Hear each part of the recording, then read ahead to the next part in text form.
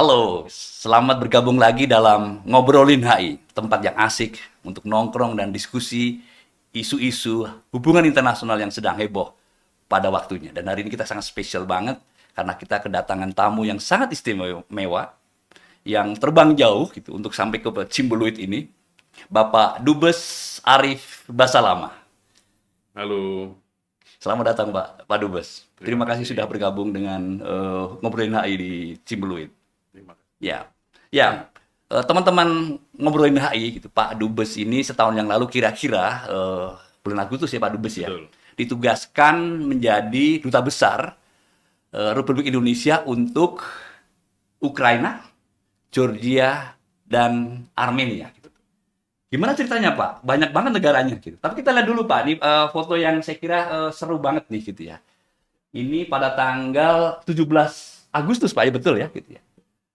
Pak Dubes menyerahkan surat kepercayaan kepada Bapak Presiden Volodymyr Zelensky. Zelensky. Dan suasananya luar biasa. Gitu. Yang pertama Pak Dubes dengan pakaian Indonesia aja gitu. Ini Sunda nih Pak ya? Atau mana nih? Ini Teluk Belanga, Pak. Teluk Belanga. Darah asal. Bukan, Pak. Ini memang kostum yang biasa dipakai oleh duta besar Mhm. pada saat melakukan penyerahan kredensial dan mengikuti acara-acara resmi kenegaraan. Yes. Mantap. Dan di depannya adalah Pak Presidennya gitu. Betul. Pakai kaos Pak ya? Betul, Pak. Itu apa ya? War gear ya, apa ya? Seragam perang. Seragam perang. Iya, dan sepatunya gitu ya. Ya, Memang betul. itu orang-orang sudah familiar dengan wajah presiden satu ini ya, gitu Betul. ya. Siapa sih orang nggak kenal dengan orang satu ini sekarang, dan bahkan untuk event sangat besar ini gitu ya, beliau memakai pakaian seperti ya orang mau siap perang gitu, kira-kira gitu. Nah, gimana ceritanya nih? Sebelumnya kan Pak Dubes cerita sudah di Marseille, di Prancis, lalu pernah di Vancouver gitu. Lalu Betul. sekarang di negara yang luar biasa gitu ya. Dampak konfliknya dan sekarang masih berlangsung. Pak Dubes boleh cerita dong? Baik. Ya. Pertama tentu terima kasih Hmm. buat Unpar yang telah memberikan kesempatan saya untuk tampil di podcast ini, dan ini suatu kehormatan buat saya untuk bisa memperkenalkan diri dan juga barangkali sedikit mengenai profesi yang saya geluti selama lebih dari 30 tahun. Pak Pur, tentu bukan pertama kali kita ketemu ya, kita pertama kali bertemunya secara online Yes. pada saat itu. Dan kali ini saya akan mulai dengan bagaimana ceritanya saya Iya. bisa sampai ke Kiev. Kalau dilihat dari CV ya, barangkali bisa diakses dengan mudah. Pos terakhir saya itu memang sebagai Konsul Jenderal RI di Marseille, Prancis. Tentu perpindahan dari Marseille ke Kiev itu bukan sesuatu yang mudah, mengubah suasana yang relatif tenang ya, walaupun Marseille juga cukup tinggi crime rate-nya ya. Tapi ya kalau orang melihat Marseille itu kan sebagai destinasi wisata, terus pindah ke Kiev yang hingar-bingar dengan bom. Ya tentu sebagai manusia biasa ada perasaan gentar mungkin ada ya, tapi itu bisa kita tutupi dengan tekad untuk melaksanakan tugas yang diamanahkan oleh pemerintah buat saya. Dan mungkin banyak orang yang bertanya, kenapa mau sih di Kiev? Ya, saya sebagai diplomat karir dan tentunya sebagai aparatur sipil negara, pilihannya kan cuma dua, Pak. Terus maju sesuai perintah atau mundur. Buat saya, terus maju adalah pilihan buat saya yang harus saya junjung tinggi. Dan Keren. tidak ada kata pilihan untuk penempatan pos yang ini, karena memang langsung ditugaskan oleh pimpinan untuk siap-siap dan bismillah maju melangkah. Dan sampai hari ini masih aman-aman Pak ya. Jadi Alhamdulillah. hari ini bisa ketemu di Cibuluit Pak ya. Gitu ya. Alhamdulillah. Nah, kalau boleh tahu berapa banyak staf kita yang ada di sana Pak, di Kiev? Nah, di Kiev itu kita punya dua jenis staf ya, staf lokal yang sudah bertahun-tahun tinggal di sana, dan ada juga yang namanya home staff. Nah, local staff kita tentu ada dua macam juga, ya, warga setempat dan warga Indonesia, warga negara Indonesia. Untuk warga negara Indonesia yang ada di sana, yang tetap sebagai local staff itu ada 7 orang, Pak. Dan sebagai home staff. Selain saya juga dibantu oleh seorang Minister Counselor Politik, merangkap Head of Chancery, kemudian ada seorang Third Secretary Economy, ada juga Attaché Press Information dan Protokol Konsuler, dan seorang Attaché Administrasi yang menangani komunikasi, dan satu non-diplomatic staff yang menjadi treasurer kalau kita sebut sebagai penata kancelaran ya dalam bahasa Indonesianya itu, yang menangani keuangan dan semua urusan rumah tangga di KBRI. Plus ada satu lagi diplomat yang kita tempatkan di Tbilisi, Georgia. Karena saya merangkap Georgia, kita punya yang namanya Extension Office dari Kedutaan Besar Republik Indonesia Kiev di Georgia. Beliau ranknya itu Minister Counselor, ya dengan tugas pokok ekonomi sebetulnya. Tetapi karena dia satu-satunya diplomat di Georgia, dia nangani semua hal ya, yang ditangani oleh KBRI. Jadi sebagai KBRI mini yang ada di Tbilisi, Georgia. Itu ada kantornya di situ ya? Di Tbilisi ada? Di Tbilisi ada. Dan hanya satu orang? Hanya satu orang home staff dan satu local staff. Local staff. Nah, kalau yang di Armenia? Armenia kita tidak punya kantor karir ya, kita punya honorary consul, konsul kehormatan ya bahasa Indonesianya, warga setempat yang sudah cukup lama yang menjadi konsul kehormatan, dan dia punya kantor yang dibiayai sendiri dan negara tidak menggaji yang bersangkutan. Negara hanya memberikan simbol-simbol kekonsulatan ya, seperti coat of arm ya, lambang negara, bendera, stempel, kop surat, hanya itu. Sisanya by your own gitu. Tapi tugas yang paling berat apa nih Pak kira-kira gitu ya? Kalau untuk di 3 negara tersebut atau hanya Di Ukraina lah gitu. Kita sama Ukraina dulu gitu. Kalau di Ukraina tentu yang pertama kali misi saya sekarang adalah bagaimana memastikan semua warga negara Indonesia itu selamat. Ya. Jadi saya harus terus mengikuti perkembangan politik keamanan yang ada di sana dan membuat assessment bagaimana kita bisa melakukan langkah-langkah yang diperlukan untuk memastikan warga kita itu selamat secara fisik. Dan itu sudah kita lakukan tahun 2022 pada saat invasi Rusia ke Ukraina, di mana 133 orang warga negara Indonesia kita evakuasi kembali ke tanah air. Jadi tugas pertama itu dan utama mungkin ya Pak ya gitu ya. Melindungi warga negara Indonesia. Oke, teman-teman ngobrolin HI, saya kira kita sudah cukup mengenal dengan Pak Dubes Arief Basalamah yang sudah setahun ini saya kira, atau hampir setahun ini ya, bertugas di Ukraina, tapi juga sekaligus punya tanggung jawab di Armenia dan Georgia gitu.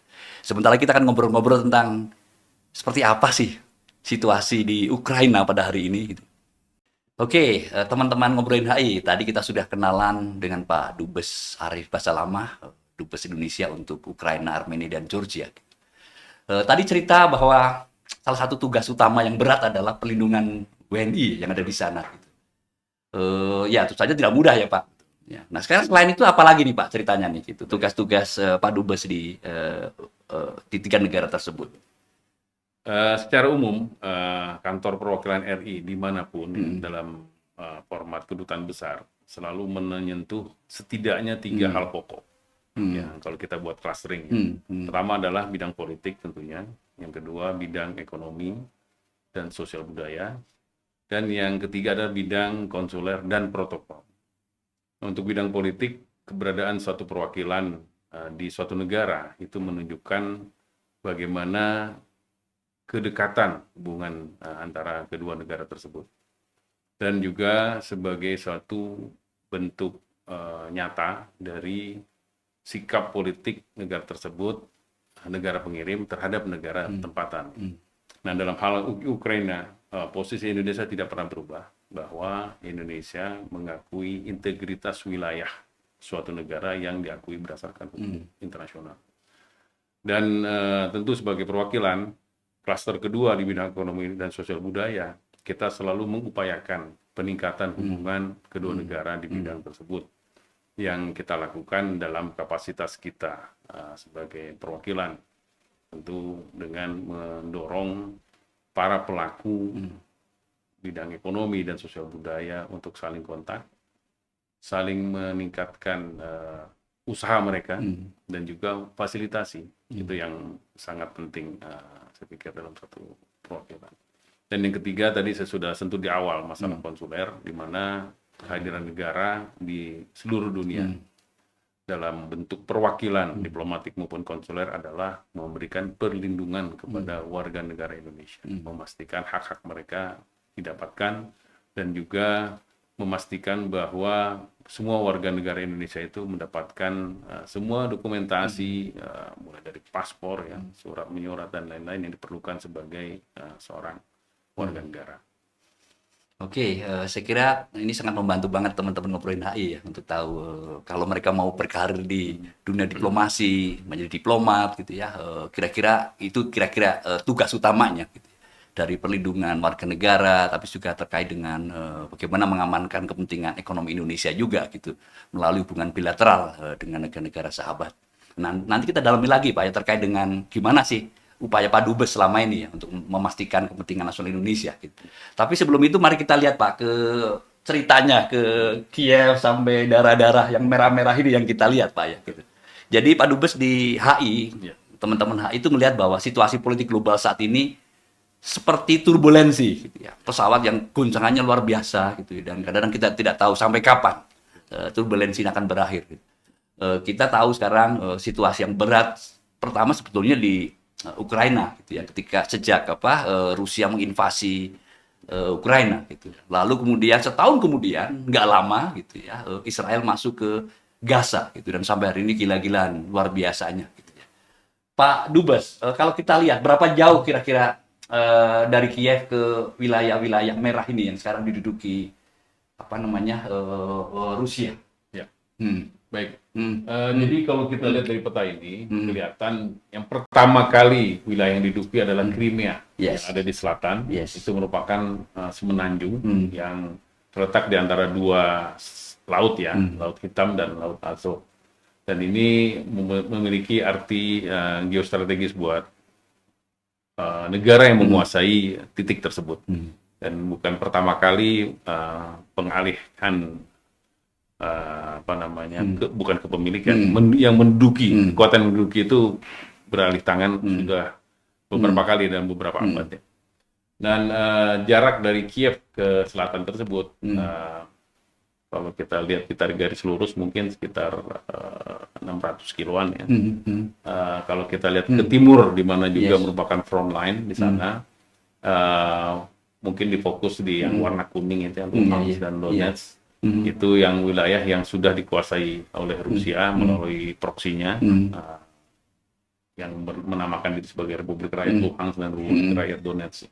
Itu jaraknya kurang lebih antara 400 sampai 500 km dari Kiev. Namun wilayah tersebut tidak dalam kondisi yang stabil tentunya kan. Mereka juga menjadikan wilayah tersebut sebagai stepping stone buat tentara Rusia dalam melakukan serangan ke wilayah-wilayah yang diwarnai merah itu ya, Kharkiv, Kherson dan juga Zaporizhia. Nah, serangan yang dilakukan Rusia itu tetap berlangsung sampai sekarang. Bahkan ini ada kecenderungan meningkat ya dalam bulan Mei ini. Saya ingat itu tanggal 9 Mei terjadi peningkatan yang cukup signifikan. Sehari itu kita tuh selalu dibunuh, diingatkan oleh alarm. Jadi masing-masing kita tuh yang bertempat tinggal di Ukraine selalu mendownload suatu aplikasi yang memberikan sinyal awal mengenai ancaman nyata yang sedang dihadapi. Ya.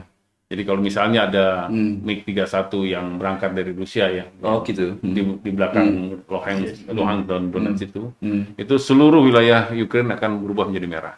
Karena semuanya punya potensi yang sama untuk dikenai oleh bom-bom yang dibawa oleh kedua pesawat tersebut. Demikian halnya kalau misalnya ada kapal laut maksud saya yang di Black Sea itu kadang-kadang muncul di sana gambar kapal dan itu juga memiliki ancaman yang juga nyata ke wilayah utaranya ya di mainland Ukraine tersebut. Nah, warna tersebut bergradasi dari yang merah tua seperti yang di Luhansk, Donetsk dan Crimea yang permanen sejak 2022 sampai sekarang. Dan sampai yang gradasi yang lebih kecil adalah yang warnanya pink ya, agak pink itu kelihatan di sini ya di Kherson sebelah Iya, iya. barat, itu less apa ya, vulnerable, tapi bukan berarti bebas 100% tidak. Nah, dan sisanya kan warnanya itu putih ya. Kalau di aplikasi itu kelihatan warnanya abu-abu. Nah, abu-abu itu dianggap tidak ada ancaman pada saat itu. Nah, ini kita hari-hari terbiasa dengan sinyal seperti itu. Sehari itu bisa lebih dari 3 kali, lebih dari minum obat kita. 4 kali, 5 kali kadang-kadang gitu. Tapi bisa juga dalam satu hari bisa tidak ada sama sekali. Gitu.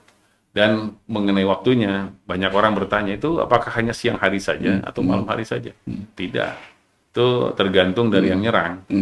Yang agak menyebalkan kalau sirenenya itu bunyi jam 2, jam 3 pagi, Pak. Pada saat kita lagi nyenyaknya gitu. Kita harus terbangun dan kita lihat di aplikasi tersebut warnanya apa nih. Kalau masih merah muda kita tidur aja lagi. Tapi kalau udah agak tua ya kita turunlah ke shelter yang apa namanya yang ada di masing-masing gedung. Dan sekaligus kita juga memasang telinga kita untuk lebih bisa mendeteksi karena bunyi-bunyian itu seringkali kedengaran juga sampai di Kiev. Apalagi kalau pinggiran kota Kiev kena serangan ya. Jadi bunyi dentuman atau debris yang saya alami selama saya tinggal di Kiev kurang dari setahun ini, ada beberapa kali yang cukup dekat dengan tempat kediaman maupun kantor ya. Ya sekitar 700 meteran lah yang paling dekat yang pernah saya alami. Selebihnya mungkin kalau tidak lagi ada apa namanya serangan itu ya, sinyal serangan itu, seolah-olah Kiev itu hidup dalam kondisi yang normal. Orang masih bisa duduk di kafe, ngopi-ngopi, makan-makan di restoran gitu, atau berbelanja barangkali di shopping center. Nah, itu akan mendadak berubah kalau seandainya sinyal itu bunyi. Langsung gitu ya? Langsung. Gitu. Tadi disebut shelter gitu ya. Setiap rumah ada shelternya gitu? Ya, jadi untuk rumah-rumah yang model apartemen, biasanya itu ada basement. Basement itu yang dijadikan shelter. Syarat shelter itu adalah satu ruangan yang punya 2 lapis tembok. Jadi tembok yang ada di tengah itu tidak boleh yang langsung berhubungan dengan udara bebas. Jadi harus ada satu tembok lagi yang menghalangi. Gunanya lah untuk mengurangi resiko impact dari pecahan rudal ataupun bom yang dikirim oleh pihak lawan. Nah, untuk kantor pemerintah, mereka punya shelter yang saya lihat ya, yang pernah saya alami itu kelihatannya memang sisa-sisa dari Perang Dunia Kedua barangkali ya, karena cukup creepy. Dalamnya itu berdebu tentu dengan sarang laba-laba dan tidak nyaman lah buat orang yang punya masalah dengan asmanya itu bisa jadi bahaya yang lain gitu. Karena di bawah rumah ya betul-betul dan itu betul, seperti underground gitu ya. Harus di underground. Ya, kalau yang di permukaan itu berbentuk seperti beton, tapi beton sangat tebal. Hanya ada sedikit celah untuk bisa ngintip suasana di luar.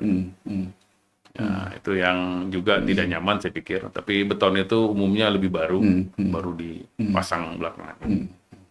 Iya, menarik banget ya gitu. Saya baru tahu ya ternyata bahwa pertama harus ada kita mengikuti aplikasi gitu ya, harus aware gitu ya, harus bangun pagi-pagi gitu ya, dan harus lihat merah atau pink gitu ya, itu berpengaruh banget ya gitu ya. Kebayang Pak ya, mencekam juga gitu ya. Tapi juga sempat ngopi-ngopi juga ada gitu ya. Ada kesempatan. Ada kesempatan gitu. Nah, seingat saya ketika invasi dimulai bulan Februari 2022, tanggal 24 kalau nggak keliru Pak ya, gitu ya. Kiev juga termasuk dia digempur waktu itu. Betul. Ya? Gimana sekarang situasi? Apakah masih dibiarin hancur-hancuran atau nggak di Kiev? Baik. Mungkin kita kembali lagi ke peta ini, kelihatan itu warna merah itu menunjukkan daerah awal pada saat invasi Rusia. Ini peta ini udah nggak berlaku sebetulnya, karena yang berlaku sekarang hanya seperti sabuk ya dari Luhansk, Donetsk, Zaporizhia, Kherson hingga Crimea. Itu yang permanen di bawah tentara pembukaan Rusia. Betul, Pak. Yang utara itu udah abu-abu lah sekarang. Nah, tentara Rusia masuk itu melalui wilayah Belarus salah satunya. Belarus itu ada di sebelah kiri atas itu. dan tentunya dari wilayah Rusia juga yang berbatasan dengan Ukraina. Nah, mereka langsung menyerang Kiev dengan mencoba membuat melingkari Kiev ya. Namun serangan tersebut yang ditargetkan 3 hari molor menjadi seminggu, molor 2 minggu, molor sebulan, molor 2 bulan. Akhirnya mereka gagal. Jadi Kiev alhasil tidak jatuh ke tangan Rusia.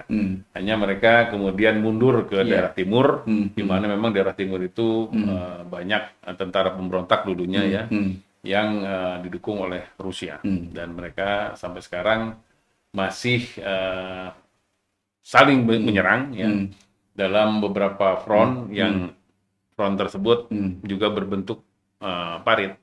Jadi mengingatkan kita pada cerita-cerita Perang Dunia Pertama tentunya. Nah, perang parit itu sampai sekarang terus terjadi. Nah, kadang maju, kadang mundur dari dua belah pihak. Dan relatively itu agak menetap bentuk sabuknya itu. Itu yang ada di lapangan sekarang. Nah, di utara Kiev itu ada itu Chernobyl itu ya. Kalau dengar Chernobyl kan kita selalu ingat bencana. Dan alhamdulillah bulan lalu saya ada kesempatan ke Chernobyl mengikuti program yang diselenggarakan pemerintah setempat.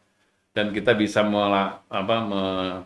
merasakan ya, vibes-nya bagaimana mencekamnya gitu serangan Rusia tersebut di tengah kota yang sudah mati sebetulnya. Nah, bukan karena perang, tapi karena nuklir dulu ya, nuklir plant yang bocor kalau nggak keliru ya. Betul. Gitu ya. Nah itu wilayah tersebut yang langsung berbatasan dengan Belarus itu dijaga dengan cukup ketat oleh pihak militer Ukraina. Dan untuk masuk ke sana memang nggak bisa sembarangan. Kita harus diatur oleh lembaga pemerintah setempat. Oke, saya kira teman-teman ngobrolin HI sudah kebayang ya gitu. Bahwa pertama setiap warga Ukraina termasuk Pak Dubes gitu ya, yang bukan warga tapi tinggal di Kiev lalu kemudian di seantero Ukraina wajib punya aplikasi. Ya, lalu kemudian begitu ada sinyal harus cepat diambil tuh HP gitu, sekalipun sudah ngantuk-ngantuknya. Lalu lihat gitu ya, merah gelap, merah terang gitu ya, pink gitu ya. Itu ada tandanya. Kebayang gimana sih tinggal di situasi di negara yang mencekam seperti ini. Oke, kita akan lanjut lagi nanti diskusinya dengan tugas Pak Dubes. Gimana mengamankan kepentingan Indonesia. Ya. Dulu kan kita pernah takut ya Pak Dubes. Kita sangat tergantung dengan pupuk, gitu, gandum, gitu ya, dan banyak hal yang lain yang bisa berdampak besar, gitu ya, termasuk ke palm oil kita, gitu, termasuk ke industri-industri strategis kita. Kita ngobrol lagi ya Pak Dubes ya, setelah ini. Gitu. So teman-teman ngobrolin HI, ketemu lagi. Ya Pak Dubes, jadi bulan Juni ya kalau nggak keliru ya, tahun 2022, Betul. Pak Presiden Jokowi menyempatkan diri pergi ke Kiev, ketemu dengan Presiden Zelensky. Lalu yang menarik setelah dari Kiev ke Moskow. Ya, artinya ada sesuatu kepentingan yang besar banget ya gitu. Indonesia yang diperjuangkan. Pak Dubes bisa cerita nggak gitu? Baik, memang momentum kunjungan Presiden Jokowi ke Kiev itu memberikan image yang sangat baik buat Indonesia, di mana kunjungan tersebut merupakan manifestasi dari kepedulian Indonesia terhadap bangsa Ukraina. Pak Jokowi dalam kunjungan tersebut menegaskan posisi Indonesia bahwa Indonesia menghormati integritas wilayah Ukraina yang diakui oleh hukum internasional. Namun di sisi lain juga Pak Jokowi mengharapkan adanya upaya penyelesaian konflik ini dengan cara-cara damai. Dan saya pikir ini bukan hal yang aneh, karena memang ini merupakan basis dari politik luar negeri kita yang tercermin di preambul Undang-Undang Dasar 1945. Nah, di sisi lain juga, kita juga memberikan bantuan sosial buat Ukraine. Pada saat itu ada value-nya 250.000. Mungkin nggak besar ya kalau dibandingkan dengan negara Eropa Barat, tetapi itu merupakan token yang dihargai oleh orang Ukraina untuk menunjukkan bahwa Indonesia memang peduli terhadap rakyat Ukraina. Dan pada saat itu juga Presiden Jokowi memberikan pledge untuk memberikan bantuan rekonstruksi sosial di kesehatan khususnya di Ukraina dengan bantuan senilai 5 juta US dollar. Um, dari sisi ini kita melihat bahwa Indonesia memang telah memberikan kontribusi bagi Ukraina, dan saya melihat secara simbolik menunjukkan bahwa hubungan antara kedua bangsa tetap dekat. Dan alhamdulillah pledge yang disampaikan oleh Presiden Jokowi telah kita laksanakan tahun lalu. Bulan November sudah ditandatangani grantnya, dan dana tersebut disalurkan melalui World Bank dalam proyek URTF namanya, Ukrainian Reconstruction Trust Fund, untuk membantu rekonstruksi rumah sakit di Chernihiv di utara Kiev. Nah, di sisi lain juga Presiden Jokowi membawa misi damai untuk memastikan Black Sea Green Initiative itu tetap terjaga, sehingga arus keluar produk sereal dari Ukraina itu bisa menjangkau bagian dunia lain yang memerlukan. Bukan hanya Indonesia, tapi juga kita tahu di Afrika kan banyak bergantung pada sereal dari Ukraina. Nah, sayangnya BSG ini kemudian dihentikan oleh Rusia pada bulan Juli 2023. Tapi pada saat itu beberapa kali Rusia tidak memperpanjang, ada indikasi tidak memperpanjang, tapi kemudian Pak Jokowi kan akhirnya ke Moskow, dan dari diplomasi beliau akhirnya pihak Rusia tuh akhirnya memperpanjang BSG itu untuk sekian lama sampai dengan maksimal pada bulan Juli 2023 tersebut. Iya, jadi ada dampaknya ya. Mungkin banyak orang Indonesia, termasuk mahasiswa nih, yang skeptis gitu, bahwa sudah jauh-jauh pergi ke Kiev, lalu ke Moskow gitu ya, tapi kok nggak terdengar ya di media gitu, dampak dari kunjungan Pak Presiden kita ya, Pak Jokowi gitu. Dan ada satu hal mungkin sebelum kita lanjut lagi. Bagi Ukraine, kunjungan Presiden Jokowi itu secara simbolik itu sangat bermakna, karena adalah Presiden Asia pertama, pemimpin Asia pertama yang datang ke Ukraine pasca invasi. Ya, itu sangat dinilai sangat tinggi oleh pihak Ukraine, dan ini merupakan momentum yang sangat berharga ya dalam sejarah diplomasi Indonesia di Eropa Timur. Tapi saya ingat juga bahwa kebetulan Indonesia pada waktu itu kan ketua G20 gitu. Betul. Dan media internasional itu sangat berat sebelah gitu ketika menampilkan tentang peran Indonesia gitu. Dan bahkan presiden-presiden seperti Biden gitu ya, tokoh-tokoh besar G20 meminta supaya Presiden Jokowi tidak mengundang Rusia hadir di situ gitu. Tapi beliau luar biasa Pak ya gitu. Jalan terus, kunjungi gitu. Dan sempat takut juga waktu itu untuk mengundang Putin ke Bali ya gitu. Termasuk mengundang Presiden Zelensky ke Bali. Pak, waktu invasi terjadi tanggal 24 Februari 2022 gitu, banyak spekulasi muncul bahwa dampaknya akan luar biasa dahsyat ke Indonesia. Gandum kita kan banyak sekali impor dari sana, gitu. Lalu pupuk gitu. Gandum konon ceritanya akan berdampak ke Indomie, instant noodle gitu ya gitu. Ini terutama teman-teman ngobrolin HI yang ya tidak bisa terhindar lah makan Indomie setiap hari gitu ya, mungkin akan kena dampaknya. Tapi bukan itu saja tentu saja. Lalu pupuk, kebayang gitu ya. Komoditas utama kita seperti palm oil gitu, itu kan butuh banget pupuk gitu. Lalu terdampak. Takut banget waktu itu. Gitu. Nah sekarang gimana Pak Dubes melihat? Aman nggak ya kira-kira gitu? Baik. Jadi setelah BSGI itu dihentikan, memang sempat ada satu periode di mana distribusi sereal maupun pupuk itu agak terganggu ya. Tapi akhirnya mereka berhasil membuat satu koridor yang daerah aman ya di selatan Ukraina tersebut yang mendekat ke wilayah Rumania. Dan jalur tersebut ternyata cukup efektif dan berhasil mendongkrak kembali ekspor grain dan sereal Ukraina itu ke luar negeri secara cukup signifikan. Bahkan diperkirakan jumlahnya itu sudah melampaui pada saat BSGI masih berlaku. mungkin belum pulih seperti zaman dulu ya, tapi setidaknya ini menunjukkan mengindikasikan bahwa efektivitas pembuatan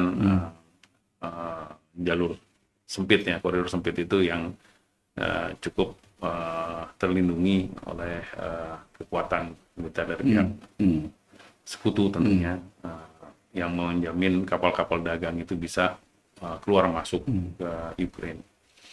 Tapi buat Indonesia sendiri, ekspor kita memang sangat terganggu. Defisit kita jadi semakin banyak karena barang-barang kita memang agak susah untuk bisa bersaing ya dengan kondisi jalur logistik yang mahal. Jadi banyak produk kita yang menjadi tidak kompetitif. Kita tidak memiliki akses yang cukup luas barangkali saat ini untuk. Tapi tetap produk-produk Indonesia bisa ditemui di pasar Ukraina. Masih ya, masih. Oke, mungkin banyak teman-teman ngobrolin HI bertanya gitu. Kira-kira sampai kapan nih Pak Dubes konfliknya berakhir gitu ya? Jangan dijawab dulu Pak gitu ya. Karena kita akan jawab di segmen yang paling akhir dan pertanyaan paling akhir yang mungkin publik ingin tahu juga gitu ya. Oke, teman-teman ngobrolin HI tetap bersama kita dan kita cari tahu jawabannya. Kapan perang ini akan berakhir?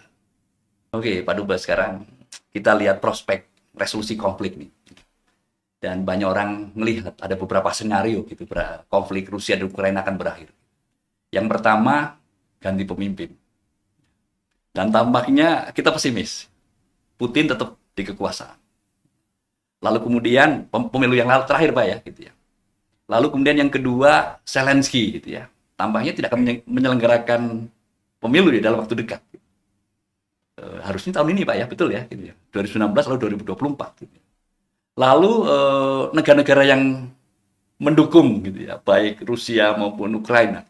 Kita juga tidak membayangkan Xi Jinping misalnya akan ada pergantian dalam waktu dekat gitu. Lalu kemudian Amerika Serikat dan negara-negara sekutunya di NATO gitu ya. Oke. Agak pesimis jadinya nih Pak gitu. Nah, ada satu cerita juga nih dari BBC gitu ya, menyebut bahwa perang berakhir bila Ukraina kalah. Dan itu bulan April BBC nyebut bahwa bisa kalah nih di 2024. Tampaknya saya nggak yakin juga gitu ya. Karena yang dikontrol itu masih di daerah timur yang tadi Pak Dubes sudah cerita ya gitu ya, di daerah sini gitu. Dan seperti konflik-konflik di Eropa Timur yang lain gitu ya. Nagorno-Karabakh gitu ya, Transnistria gitu ya. Seperti itu aja dari dulu. Gimana nih Pak Dubes melihat prospek? Kayaknya nggak mungkin ya gitu bahwa dalam waktu dekat juga Rusia bisa menguasai seluruh ya, atau Ukraina akan melepas wilayah ini nih Pak, Donetsk dan Luhansk termasuk Crimea ke Rusia. Pak Dubes, kapan kira-kira berakhir? Ya, kalau kita mencoba membuat perkiraan ke depannya, ini bukan perkara yang mudah. Ya. Kita melihat dari sisi Ukraina, wilayah yang diduduki oleh Rusia itu kan mencakup 1/5 ya, 20% sekitar kurang lebih dari wilayah Ukraina. Itu bukan jumlah yang sedikit, itu jumlah yang besar, dan lebih dari itu wilayah yang diduduki itulah wilayah yang strategis buat Ukraina juga. Nah, poin yang lebih utama lagi sebetulnya adalah apakah kita akan menyetujui pencaplokan wilayah suatu negara oleh negara lain dengan cara yang seperti itu, apapun dalihnya. Kita setelah Perang Dunia Kedua berakhir, itu kan sudah sepakat dengan tatanan hubungan internasional yang ada sekarang ini, di mana kita mengutamakan saling menghargai integritas wilayah negara masing-masing, karena tanpa itu akan timbul kekacauan di mana-mana. Semua hotspot itu kan saya rasa tidak ada yang tidak terkait dengan upaya saling merebut wilayah. Dan umumnya memang terjadi di perbatasan. Even di Israel dan Palestina ya, itu kan wilayah-wilayah yang sudah didesignate untuk masing-masing bangsa, tetapi dinafikan oleh pihak lain gitu. Dan itu menimbulkan hubungan konflik yang terus-menerus terjadi. Nah, buat Rusia dengan Ukraina ini akan susah buat kita membuat prediksi. selama bantuan militer buat Ukraina itu tetap terjaga, amunisinya tetap terjaga, dan dengan semangat juang yang tinggi, ya tentara Ukraina itu, peperangan akan terus berkecamuk. Nah, kalau kita lihat dari sisi dari aspek militernya, memang saat ini sudah bukan sudah ya, tercapai suatu titik di mana tidak ada yang maju dan mundur dalam jumlah yang sangat besar. Jadi artinya sudah ada semacam stalemate istilahnya. Jadi masing-masing pihak sudah bercokol di berpijak di wilayah yang dikuasainya sekarang ini. Nah, perubahan yang terjadi di lingkup sekitarnya tentu akan berpengaruh bagi penyelesaian konflik ini. Namun di sisi lain, kita juga tidak bisa menyangkal ada beberapa negara yang juga mengajukan formula-formula perdamaian. Cina sudah mengajukan ya, tadi sudah disebut mengenai Presiden Xi Jinping, dan Cina sudah mengajukan formulanya yang belum diterima oleh kedua belah pihak. Sementara Presiden Zelensky juga sudah punya peace formula yang lagi-lagi ini terkait dengan kepresidenan kita di dalam G20 pada saat itu, di mana undangan kita kepada Zelensky dimanfaatkan untuk menyampaikan 10 point peace formulanya Presiden Zelensky secara online memang. Tetapi itu menjadi momen pertama di mana formula perdamaian versi Ukraina itu sudah diajukan, dan sekarang ini mereka sedang upayakan pembahasan pada lingkup yang lebih luas dengan menggagas penyelenggaraan Global Peace Summit. Global Peace Summit yang akan dilaksanakan di bulan Juni ini dituan rumahi oleh Swiss. Dan pihak yang diharapkan datang itu sekitar 140 atau 160 negara yang diundang untuk datang. Dan mereka berharap tentu bukan hanya dari negara-negara Amerika Utara dan Eropa Barat tentunya yang datang, tapi juga semua negara di dunia, termasuk Global South, ya, baik itu Asia maupun Afrika. Nah, pertanyaan berikutnya lagi, apakah Global Peace Summit ini akan bisa menggulirkan suatu upaya perdamaian ke depannya? Ya, mungkin bisa ya, tetapi kita tidak bisa menarik tenggu kalau sendirian, ya. Kita harus berdua. Jadi pihak yang diharapkan untuk bisa berdamai pun harusnya disertakan. Dan posisi ini yang diambil oleh beberapa negara ya, yang saya ingat tidak kurang dari Turki yang juga menyatakan siap menjadi tuan rumah Global Peace Summit tersebut, asal menyertakan juga Rusia. Dan untuk tahapan ini pihak Ukraina masih belum menginginkan adanya partisipasi Rusia dalam pertemuan tersebut, Global Peace Summit tersebut. Ya, itu saya kira informasi yang teman-teman ngobrolin HI belum banyak tahu ya, gitu, bahwa masih ada loh ini upaya-upaya dari negara-negara untuk mencari titik terang perdamaian antara Rusia dan Ukraina. Saya ingat Pak Dubes waktu di awal-awal perang Rusia dan Ukraina, dunia itu semuanya memperhatikan itu ya, memperhatikan dua negara ini yang berkonflik ya Pak Dubes, termasuk di PBB juga itu upaya-upaya untuk memberi bantuan kemanusiaan gitu ya di Majelis Umum PBB ya. Tapi sayangnya gitu, setahun kemudian kayaknya sudah terlupakan ini, terutama sejak Oktober 2023 ya Pak Dubes gitu. Waktu Israel melakukan tindakan-tindakan yang kita tahu lah gitu ya di jalur Gaza. Nah, justru kita khawatir nih. Khawatirnya adalah itu bahwa dunia sudah tidak tertarik lagi dengan konflik Rusia dan Ukraina. Gimana Pak Dubes melihat ini? Jadi turbulensinya makin tidak jelas kan. Kalau dulu pusaran anginnya yang sangat kencang itu ada di Eropa Timur, sekarang juga termasuk di Timur Tengah, dan bahkan Rusia memainkan peran yang seperti mau jadi pahlawan juga dalam resolusi konflik di Israel dan Hamas. Apa kita menambah pesimis kita Pak, kira-kira Pak Dubes? Ya, tidak bisa disangkal ya bahwa krisis di Gaza sekarang dengan tindakan genosida yang dilakukan oleh Israel itu menguras perhatian dunia. Bahkan kalau kita membuat dikotomi antara Global South dan Global North barangkali ya, untuk menggantikan negara maju berkembang ya. Kita melihat secara kompak ya, hampir bulat itu Global South itu menyuarakan pro Palestina dan menginginkan agar Israel menyetop aksi militer yang saya pikir itu sudah genosida ya, menurut standar dari ICC ya, maupun dari berbagai lembaga internasional lainnya. Nah, perhatian ini yang terus-menerus menyedot perhatian dunia secara umum, karena faktor media juga yang memberitakan itu, sehingga orang pun mungkin dalam batas tertentu seperti melupakan konflik di Ukraina. Tapi saya pikir nggak juga benar ya kalau dibilang melupakan, tidak, karena hari-hari pun porsi pemberitaan perang Ukraina tetap aja ada. Tetap ada. Mungkin porsinya barangkali yang tidak sebanyak dulu, tidak mendominasi seperti dulu. Ya, pastinya begitu. Dan ini yang menimbulkan pertanyaan tentu bagi pengamat, apakah ini artinya akan susah diselesaikan atau mungkin akan mengarah kepada frozen conflict, sesuatu yang tentu pihak Ukraina sudah berulang kali menolak. Mereka menginginkan penyelesaian damai secara menyeluruh buat Ukraina dan juga bisa menjadi modal bagi penyelesaian sengketa yang ada di belahan dunia. Iya, saya kira teman-teman ngobrolin lain nambah kosakata baru nih, frozen conflict. Mungkin pernah dengar gitu ya, tapi paling tidak tambah lagi satu kasus gitu, frozen conflict. Gitu. Pak Dubes, saya kira luar biasa.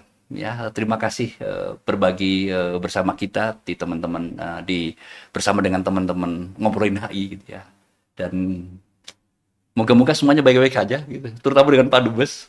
Sampai kapan kira-kira bertugas di negeri yang kita tidak tahu kapan selesai konfliknya, Pak Dubes? Tentu penugasan seorang diplomat itu tergantung pusat. Kita nggak bisa katakan, wah ini saya cuma 2 tahun di sini atau 3 tahun di sini, nggak juga. Karena ada orang yang ada diplomat yang ditarik itu cuma ya 2 tahun pindah ke tempat lain atau 2 tahun langsung pulang ke Jakarta. Ada juga yang 4-5 tahun tetap di pos yang sama. Jadi kalau ditanyakan kapan, saya juga nggak tahu kapan, Pak. Sepanjang tugas tersebut ada, ya saya dipercaya untuk menjalankannya, insya Allah akan saya. Ditugaskan berangkat, nanti kalau diminta untuk kembali ke Jakarta, gitu ya, juga siap melakukannya. Baik, Pak Dubes, thank you banget. Luar biasa bisa ketemu hari ini. Gitu. Moga-moga nanti kalau kembali semuanya berjalan dengan baik, tugas-tugas terpenuhi, kepentingan nasional kita tetap terjaga gitu, dalam situasi yang tidak pasti. Oke, terima kasih teman-teman ngobrolin HI. Gitu. Moga-moga kalian memetik informasi dan pembelajaran yang cukup banyak gitu dari tamu kita yang sangat spesial, Pak Dubes Arief Basalama. Sampai jumpa dalam podcast Ngobrolin HI berikutnya.